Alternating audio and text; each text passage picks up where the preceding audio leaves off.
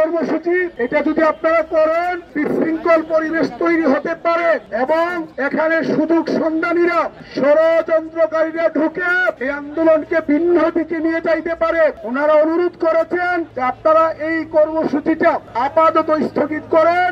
আমরা সর্বোচ্চ চেষ্টা করছি, সরকারকে চাপ প্রয়োগ করার চেষ্টা করছি যাতে সরকার আপনাদের দাবি মানতে বাধ্য হয়। তাদের অনুরোধের প্রেক্ষিতে আমরা নেতৃবৃন্দ আলোচনা করে আজকের জন্য এই যমুনা অভিমুখে কর্মসূচিটা আমরা স্থগিত করার সিদ্ধান্ত নিয়েছি এবং আগামী কালকে আমাদের আরেকটি নতুন কর্মসূচি আমরা ঘোষণা করছি।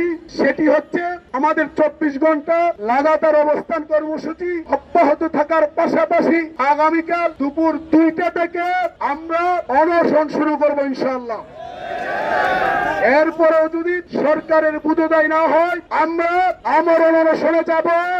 এরপরেও যদি আমাদের প্রতি সরকারের কোনো দয়া না হয় আমরণ অনশন করতে করতে আমরা শিক্ষকরা এখানেই মৃত্যুবরণ করব। আমাদের লাশ, আমাদের দেহ এখান থেকে জীবিত যাবে না, আমাদের লাশ এখান থেকে যাবে, কিন্তু অধিকারের প্রশ্নে কোনো আপোষ আমরা করব না।